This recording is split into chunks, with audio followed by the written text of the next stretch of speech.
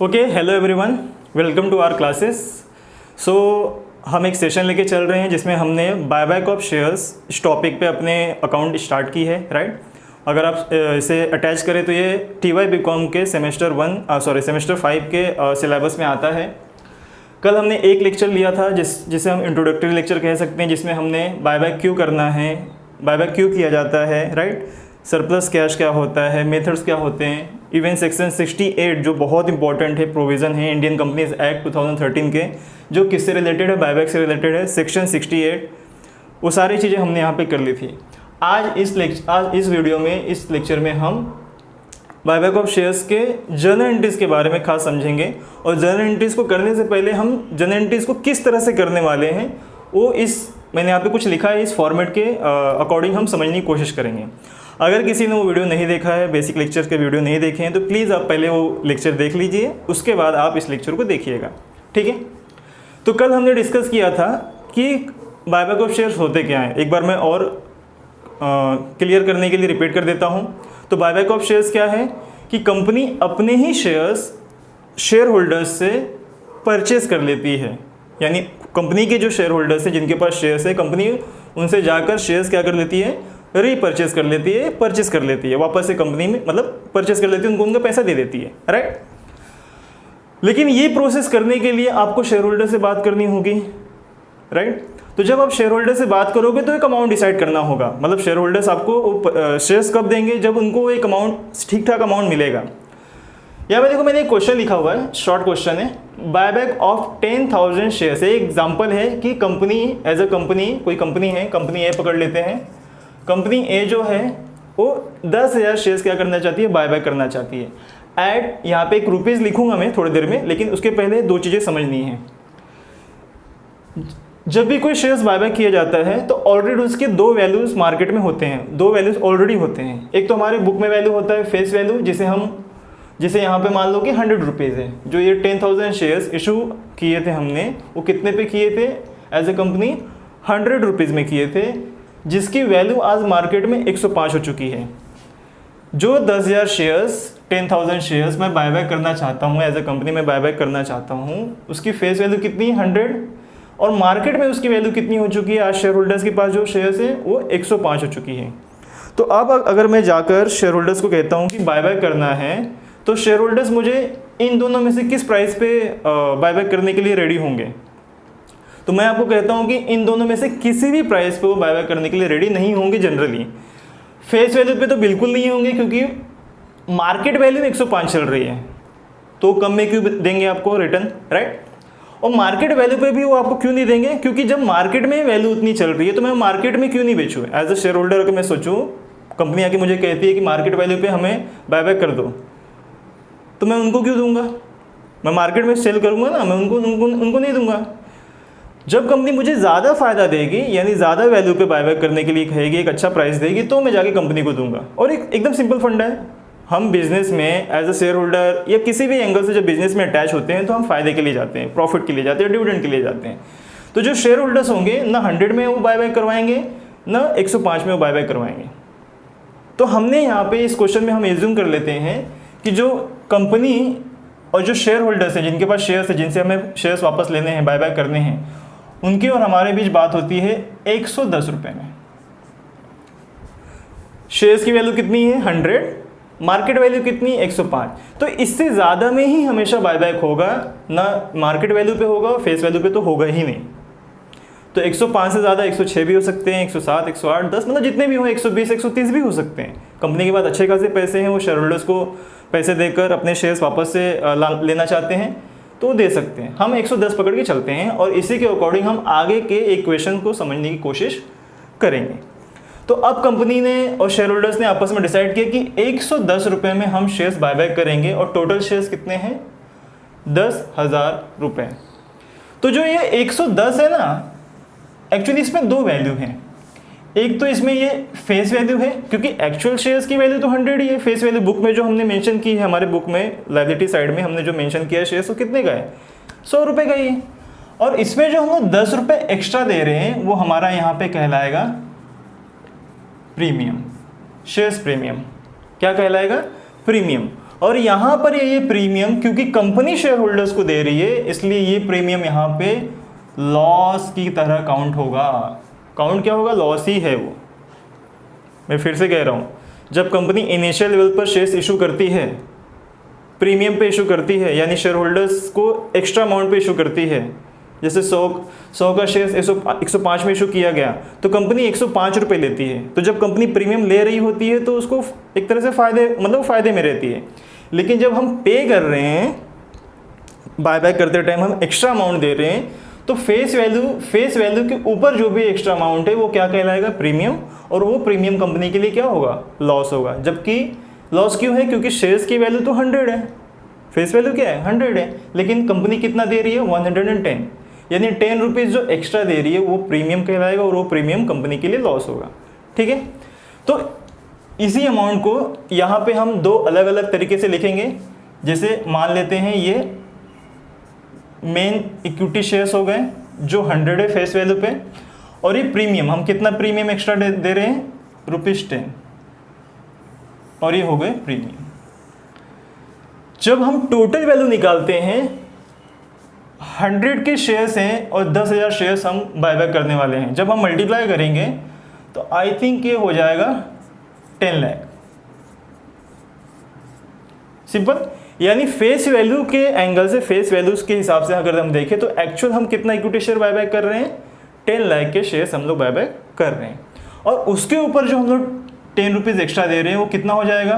तो 10,000 गुणे 10 इंटू 10 ये हो जाएंगे 1 लाख। तो 1 लाख क्या कर रहे हैं हम लोग? एक्स्ट्रा पे कर रहे हैं, जिसे हम क्या कहेंगे? प्रीमियम। और ये टोटल मिलाकर यहां पर हम इन्हें टोटल कितना पे करने वाले हैं? 11 लाख, राइट? यस, 11 लाख। तो अगर वापस इक्वेशन को समझाऊं तो यहाँ पे इक्वेशन क्या है? इक्विटी शेयर कैपिटल प्लस हम प्रीमियम दे रहे हैं, और ये दोनों मिलाकर हम इक्विटी शेयर होल्डर्स को जिनके साथ हम बायबैक कर रहे हैं उनको कितना अमाउंट देंगे? 11 लाख रुपीज़ देंगे। हमने ये अलग अलग क्यों लिखा है? क्योंकि जनरल एंट्रीज भी हमें कुछ इसी तरह से सेपरेट करनी है और इसी के अकॉर्डिंग करनी है, राइट? और एक और चीज़ हमने पढ़ी थी, ये अलग अलग लिखने का एक और कारण है। पहले प्रीमियम पे आते हैं, क्योंकि मैंने कहा कि प्रीमियम क्या है? लॉस है।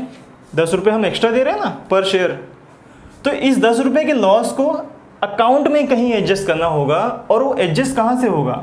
वो एडजस्ट होगा फ्री रिजर्व्स में से। कहाँ से एडजस्ट होगा? फ्री रिजर्व में से। और फ्री रिजर्व में भी सबसे पहली प्रायोरिटी क्या होगी? यानी कहाँ एडजस्ट करेंगे उस अमाउंट के? 10 रुपये जो लॉस हो रहा है, तो लॉस को कहीं तो एडजस्ट किया जाता है अकाउंट में। हम 12 से पढ़ते आ रहे हैं, 11 से पढ़ते आ रहे हैं, हम देखते आ रहे हैं कि जो भी लॉस होता है उसे कहीं एडजस्ट किया जाता है राइट ऑफ करने के लिए।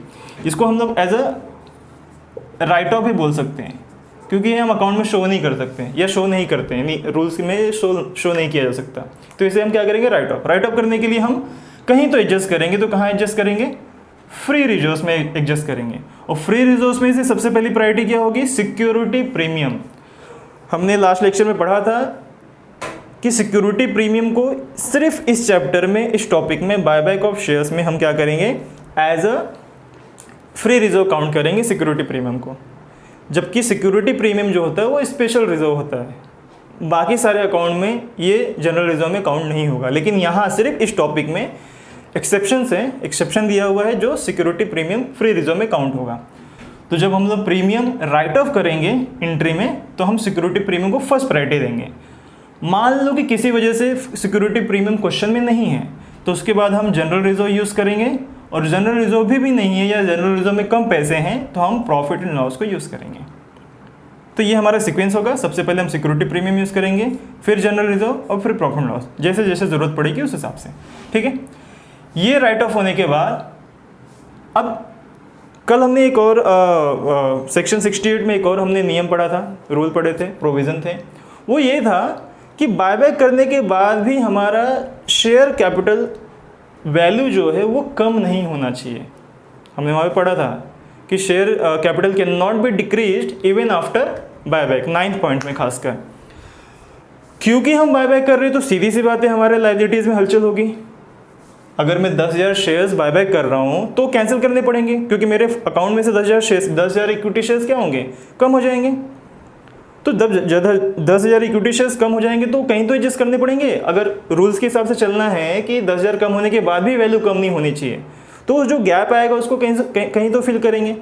तो वो फिल करने के लिए हमें यहाँ पे 2 तरीके दिए गए हैं।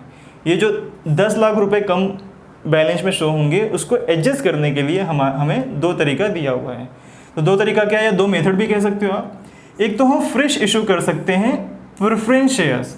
ध्यान रखना, हम लोग बायबैक कर रहे हैं इक्विटी शेयर, तो इक्विटी शेयर ही इशू नहीं किया जा सकता। रूल क्या है कि अगर इक्विटी शेयर बायबैक हो रहा है तो हम प्रेफरेंस शेयर ही इशू करेंगे, इक्विटी शेयर इशू नहीं कर सकते। तो एक तो मेथड हो गया fresh issue of preference share, right. दूसरा मेथड हो गया फ्री रिजर्व। फ्री रिजर्व का यूज करके हम क्या करेंगे, CRR क्रिएट करेंगे। CRR यानी कैपिटल रिडम्पशन रिजर्व, ये हम क्रिएट करेंगे। और इन दोनों के थ्रू जो 10 लाख का गैप, यहाँ पे एग्जांपल में जो 10 लाख का गैप आ रहा है, या जो भी हम शेयर्स बायबैक कर रहे हैं, जो भी कैपिटल वैल्यू का गैप आने वाला है माइनस करने के बाद, कैंसिल करने के बाद इक्विटी शेयर, उस गैप को फुलफिल करने के लिए हमें ये स्ट्रक्चर तैयार करना पड़ेगा। या तो हम fresh issue of preference share कर सकते हैं, या हम CRR, और कभी कभी किसी कंडीशन में दोनों ही कर सकते हैं। फॉर एग्जांपल मान लेते हैं कि 10 लाख वैल्यू का इक्विटी शेयर क्या हो रहा है, हम बायबैक कर रहे हैं, यानी 10 लाख हमें एडजस्ट करना है। 10 लाख में से 5 लाख का हमने प्रेफरेंस शेयर इशू कर दिया, तो बचे 5 लाख। तो बचे हुए 5 लाख हम कहाँ से एडजस्ट करेंगे, वो फ्री रिजर्व से एडजस्ट करेंगे, CRR, यहाँ पे CRR क्रिएट करके। तो जब हम CRR क्रिएट करेंगे तो CRR बढ़ेगा, क्योंकि जो भी फ्री रिजर्व्स होंगे, चाहे जनरल रिजर्व हो गए, रेवेन्यू रिजर्व हो गए, राइट, यहाँ तक कि सिक्योरिटी प्रीमियम भी इसी में आएगा। तो ये जो रिजर्व हम यहाँ ट्रांसफ़र करेंगे तो जो फ्री रिजर्व है वो डिक्रीज़ हो जाएंगे अकाउंट में, और CRR जो है वो इंक्रीज़ हो जाएगा। यहाँ पर सिक्योरिटी प्रीमियम जब हम कैंसिल कर रहे हैं, राइट ऑफ कर रहे हैं, तो हम प्रीमियम जब हम राइट ऑफ कर रहे हैं तो हम लोग क्या यूज़ करने वाले हैं, सिक्योरिटी प्रीमियम अकाउंट। तो यहाँ पे ये सिक्योरिटी प्रीमियम अकाउंट भी डिक्रीज़ होगा। क्या होगा, डिक्रीज़ होगा।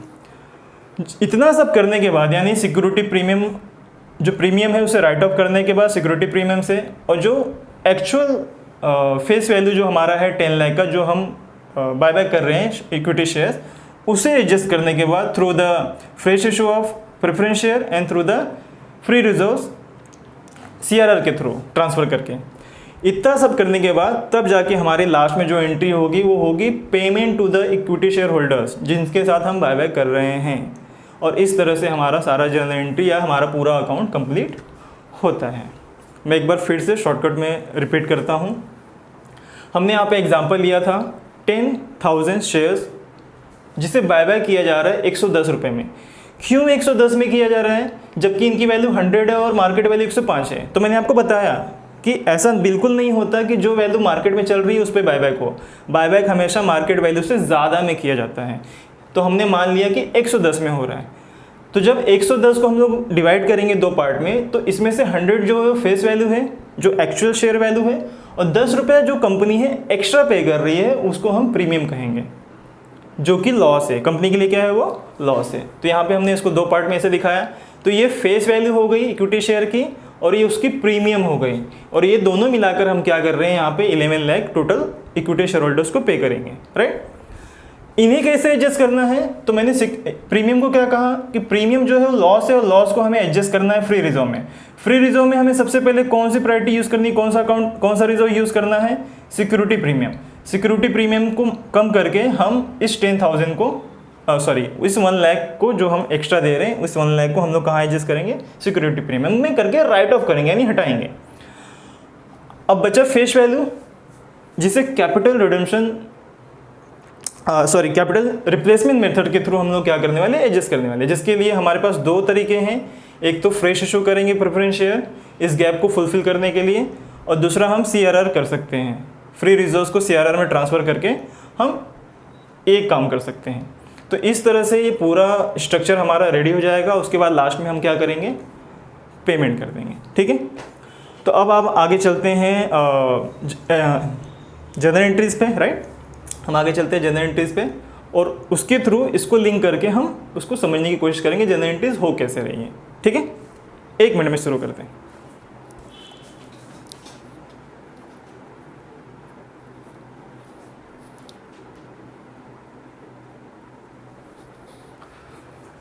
ओके, सो अब हम आ गए हैं जनरल एंट्रीज पे, और एक एक करके बहुत ही इजी है, सिंपली तरीके से जनरल एंट्रीज को समझने की कोशिश करेंगे। सो मैंने लेफ्ट से राइट की तरफ लिखा है ताकि आपको प्रॉपरली सारा बोर्ड नज़र आए। तो फर्स्ट जनरल एंट्री है to make partly paid equity shares fully paid up. हमने सेक्शन 68 में प्रोविजंस में पढ़ा था कि वही शेयर्स बायबैक हो सकते हैं जो फुल्ली पेड अप हो। तो अगर क्वेश्चन में कहीं ऐसा लिखा है कि जो शेयर्स हम बायबैक कर रहे हैं वो पार्टली पेड अप है, तो सबसे पहले आपको उसको फुल्ली पेड अप करना होगा, यानी फुल्ली पेड अप की एंट्री करनी होगी, फिर आप बायबैक के प्रोसेस के लिए आगे बढ़ पाओगे। तो अगर फुल्ली पेड अप करना है तो उसके लिए 2 एंट्रीज हैं। एक तो है on making final call. Final call यानी कि भाई आप जो भी पैसा बाकी है वो अंतिम मांग रहे हो। एग्जाम्पल कि 100 रुपये का शेयर्स था और 75 रुपीज़ शेयर होल्डर्स ने दिया हुआ है, तो ये पार्टली पेड हुआ ना, 25 रुपये बाकी है अभी भी। तो 25 रुपीज़ के लिए आप क्या करोगे, फाइनल कॉल यानी शेयर होल्डर से कहोगे, जिसके लिए एक एंट्री यहाँ पे की जाएगी। और एंट्री क्या है, जनरल एंट्री क्या है, equity share final call account debit. ये एक अकाउंट हमने क्रिएट किया, क्या, equity share final call account debit to equity share capital account, right. ये पहली एंट्री हो जाएगी। फिर जब ऑन रिसिप्ट, जब पैसे उसके आएंगे, शेयर होल्डर्स जो 25 रुपये हैं बाकी हैं, फाइनल कॉल के बाद जब वो पैसे देंगे यानी कंपनी में पैसे आएंगे, तो एंट्री क्या होगी, bank account debit to equity share final call account. हमने बैंक अकाउंट डेबिट क्यों किया, बहुत सिंपल है, गोल्डन रूल है। बैंक जो है वो रियल अकाउंट होता है, डेबिट हो रहा है, आ रहा है, बैंक मतलब बिजनेस में आया हुआ है इसलिए डेबिट हो गया। रियल अकाउंट में जो चीज़ बिजनेस में आती है वो डेबिट हो जाती है, राइट। और इसे हमने क्रेडिट क्यों किया, क्योंकि इस अकाउंट को हमने ऑलरेडी पहले एंट्री में क्रिएट किया था। क्रिएट करते टाइम हमने इसे डेबिट किया था, तो कैंसिल करने के लिए, क्योंकि पैसे आ गए तो इस अकाउंट को कैंसिल करना होगा, तो कैंसिल करने के लिए हम अपोजिट एंट्री करते हैं जो कि यहाँ पे क्रेडिट होगा। पहले डेबिट था तो क्रेडिट होगा। आपको आई थिंक पता होगा, नियम यही होता है कि कोई अकाउंट अगर हमने डेबिट करके क्रेडिट किया है तो कैंसिल करने के लिए हम क्रेडिट करते हैं।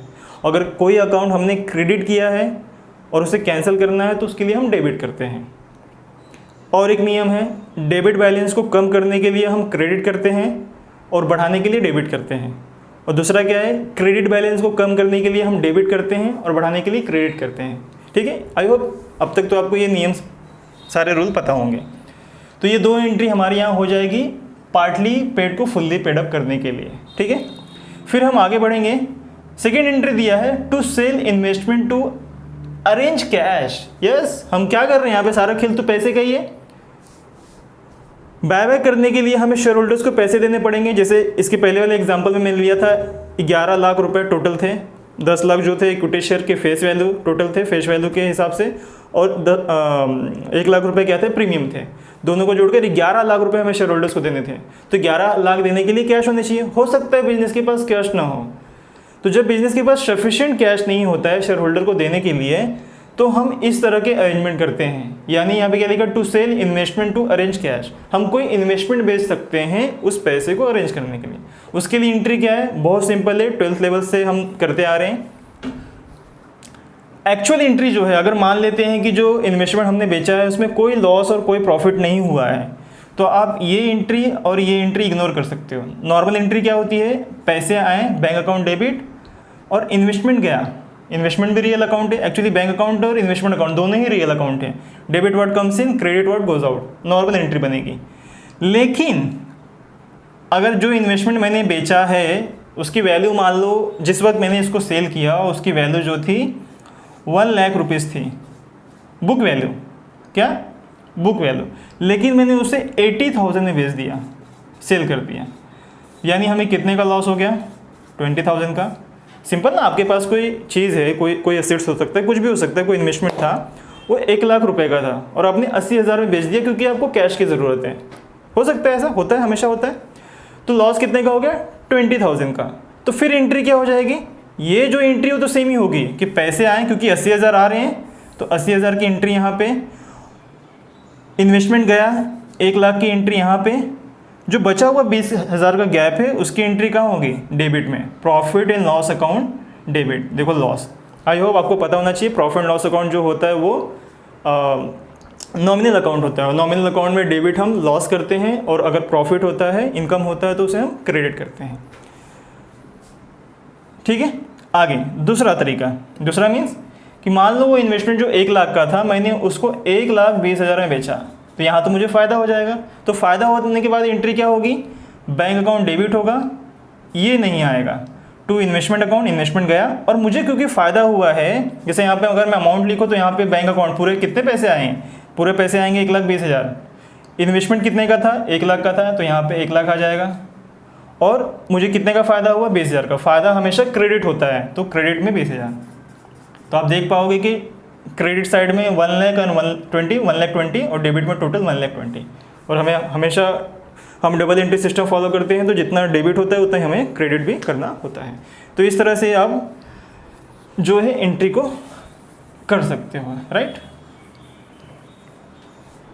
आई होप आपको समझ में आया। तो ये 2 एंट्री कौन सी थी, जब क्वेश्चन में पार्टली पेड अप शेयर्स को हम बायबैक कर रहे हैं तो सबसे पहले फुल्ली पेड अप करेंगे, जिसके लिए ये 2 एंट्रीज थी।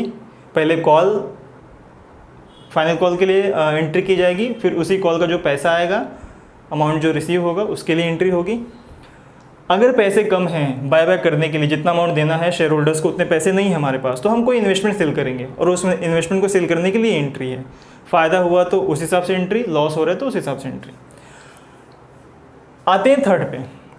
जनरली हमारा जो क्वेश्चन हमेशा शुरू होगा, अगर ये 2 कंडीशंस नहीं दी हुई हैं, अगर हमारे क्वेश्चन में ऐसा लिखा है कि फुल्ली पेड अप है और हमारे पास सफिशिएंट पैसा है, तो ये 2 एंट्री करने की ज़रूरत नहीं होगी।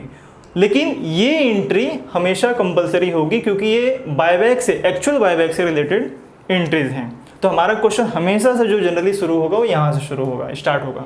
ठीक है, क्या लिखा है, to make money due to equity share holders on buyback. यानी हम ऐसी एंट्री करने जा रहे हैं जिससे हमें ये पता चलेगा कि हमें कितना पैसा देना पड़ेगा इक्विटी शेयर होल्डर्स को बायबैक करने के लिए, राइट। तो एंट्री क्या है, equity share capital debit, premium payable on buyback account debit to equity share holders. यानी इक्विटी शेयर होल्डर्स को हम कितना पैसा देंगे। जैसे हम लोग देखो इसके पहले जो एग्जांपल लिया था उसमें क्या था, equity share holders plus premium is equal to equity share capital था यहाँ पे, equity share capital plus premium और टोटल पैसा जो देना है इक्विटी शेयर होल्डर्स को। इक्विटी शेयर कैपिटल हमने कितना लिया था, 10 लाख लिया था। इक्विटी प्रीमियम कितना हो गया था, 1 लाख, और टोटल हमें कितना देना था, 11 लाख। तो यही इक्वेशन यहाँ पे एंट्री के फॉर्म में है। इक्विटी शेयर कैपिटल जो कि हम रिपर्चेस कर रहे हैं वो डेबिट होगा। प्रीमियम पेएबल ऑन बायबैक, 10 रुपये हम हर शेयर्स पे एक्स्ट्रा दे रहे हैं। यहाँ पे कितने सारे शेयर्स थे, यहाँ पे 10,000 शेयर्स थे, 10,000 पे 10-10 रुपये हम दे रहे हैं, यानी कि 1 लाख रुपये हम एज ए प्रीमियम पे कर रहे हैं, जो कि कंपनी के लिए क्या है, लॉस है। तो लॉस को क्या किया जाता है, डेबिट किया जाता है। इसीलिए हमने प्रीमियम पेएबल ऑन बायबैक को डेबिट किया। और ये दोनों ही अमाउंट मिलाकर किसे देना है, इक्विटी शेयर होल्डर्स को। ये रिसीवेबल्स हैं, ये रिसीवर्स हैं, तो इसीलिए हमने इनको क्रेडिट किया। क्या किया, क्रेडिट।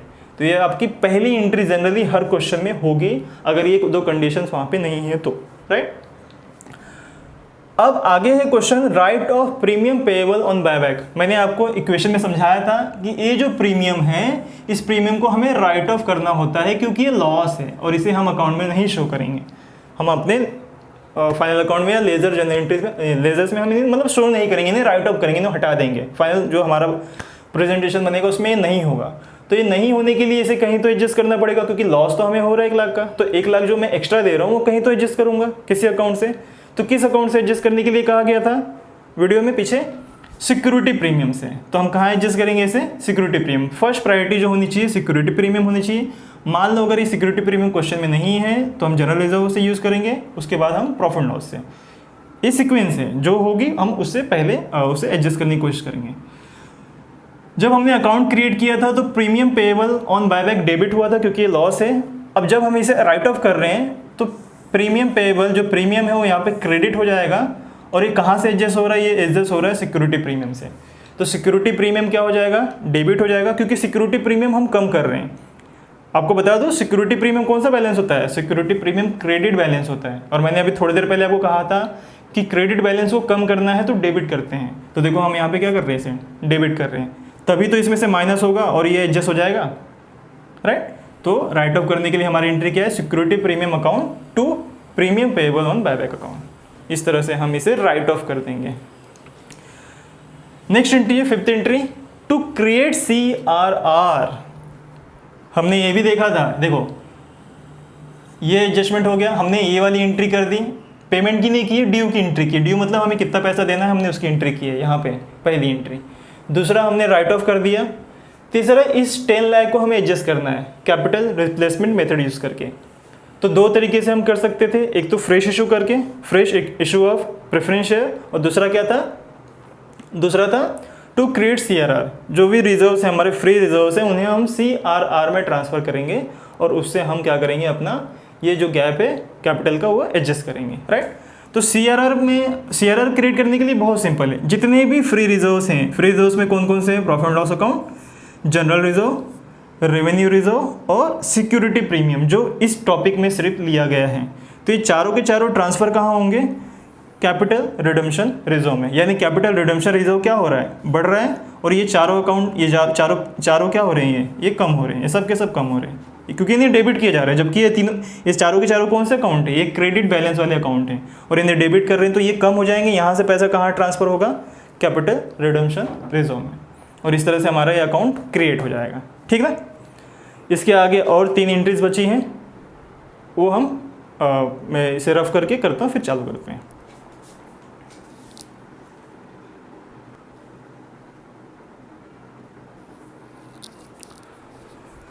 ओके, सो और 2 एंट्रीज बची हैं जिसमें हम 6 और 7 करेंगे। 6 में हमें 2 और सब एंट्रीज हैं। तो हमने CRR क्रिएट कर दिया, राइट। हम क्या देख रहे थे, वापस से मैं लिख देते हैं यहाँ पे, equity share capital plus premium और टोटल पैसा जो है इक्विटी शेयर होल्डर्स को देना है, राइट। हमने यहाँ पे एग्जांपल में 10 लाख लिया था, यहाँ पे 1 लाख जो हो रहा था वो प्रीमियम बन रहा था, और टोटल हमें 11 लाख क्या करने थे, देने थे। फेस वैल्यू यहाँ पे 100 थी, प्रीमियम 10 था, और टोटल हम जो इक्विटी शेयर होल्डर्स को दे रहे हैं 110 रुपये में बाय कर रहे हैं। सिंपल, यही थी चीज़ें।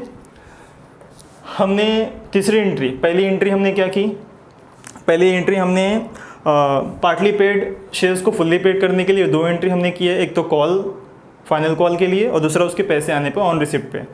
सेकंड, हमने अगर पैसे कम पड़ रहे हैं तो इन्वेस्टमेंट बेचना पड़ सकता है, इन्वेस्टमेंट बेचने की एंट्री देख ली हमने। अगर हो पाए करना पड़ा तो वो 2 एंट्रीज कब करनी है, जब क्वेश्चन में ऐसे चीज़ दी होंगी। जनरली हमारा क्वेश्चन जो एंट्री है, जनरल एंट्री, वो 3rd एंट्री से स्टार्ट होगा, जो ड्यू वाला है कि इक्विटी शेयर होल्डर्स को जिनके साथ हम बायबैक कर रहे हैं उनको हम कितने पैसे देंगे। तो हमने ये पूरी एंट्री की थी उसमें। उसके बाद हमने राइट ऑफ किया, क्या राइट ऑफ किया, प्रीमियम राइट ऑफ किया, राइट, वो कंपलसरी है। प्रीमियम राइट ऑफ करने के बाद हमने क्या किया, यहाँ पर हम आ गए।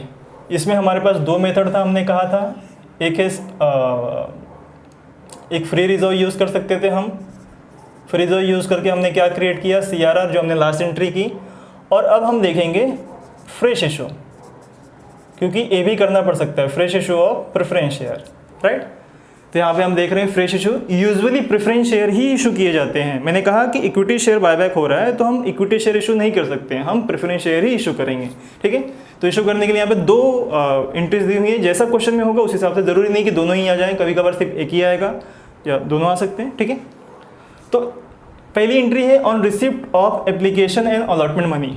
सीधी सी बात है, हम इशू कर रहे हैं तो एप्लीकेशन अलॉटमेंट मनी आती है, हम 12 से देख रहे हैं। तो क्या एंट्री हो जाएगी, बैंक अकाउंट डेबिट, पैसे आए debit, to preference share capital and allotment money account. किस अकाउंट में क्रेडिट होंगे, इस नाम से है ना, तो ए अकाउंट में क्रेडिट हो जाएंगे। यानी हमने ये अकाउंट क्रिएट किया और इस पैसे को इस अकाउंट के नाम से एडजस्ट किया, वहाँ पे मेंशन किया। तो ये पहली एंट्री हो गई। तो जो ये पैसे आए हैं इसे हमें कहा, सेकेंड एंट्री क्या है, transfer of application and allotment money to preference share capital. Transfer of application and allotment money to preference share capital. जो ये पैसे आए इसे हमें शो करना पड़ेगा ना अकाउंट में, क्योंकि ये 10 लाख जो हमें एडजस्ट करना है वहाँ पर टोटल में दिखाना है, तो इसे ट्रांसफ़र करना होगा, तभी वहाँ पे हम लिख पाएंगे प्रेफरेंस शेयर कैपिटल इतना है अब, राइट। तो ट्रांसफ़र करने के लिए हमारी एंट्री क्या थी, जो चीज़ हमने यहाँ पे क्रेडिट की थी इसको कैंसिल करने के लिए, क्योंकि ये अकाउंट क्यों क्रिएट किया गया था, इस अमाउंट के लिए। अब ये अमाउंट कहाँ ट्रांसफ़र हो रहा है, प्रेफरेंस शेयर कैपिटल में। तो ये अकाउंट क्या हो जाएगा, कैंसिल हो जाएगा। ये अकाउंट यहाँ पे क्रेडिट था, कैंसिल करने के लिए हमने इसे डेबिट किया। Preference share application and allotment money account से पैसा कहाँ पर ट्रांसफ़र होगा, एक तो ट्रांसफ़र होगा प्रेफरेंस शेयर कैपिटल।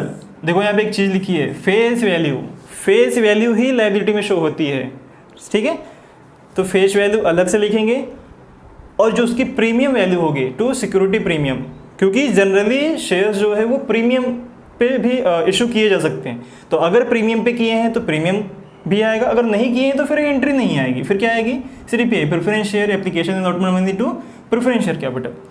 सिंपल। अगर प्रीमियम पे हुआ है तो प्रीमियम को अलग से लिखेंगे और यहाँ पर face value of preference share capital उसको अलग से मेंशन करेंगे। तो टोटल एंट्री क्या हो जाएगी, preference share application and allotment money account debit to preference share capital में जो उसका फेस वैल्यू होगा यहाँ ट्रांसफर होगा, और जो उसकी सिक्योरिटी प्रीमियम अकाउंट होगी to security premium account, premium का अमाउंट यहाँ पे ट्रांसफर होगा।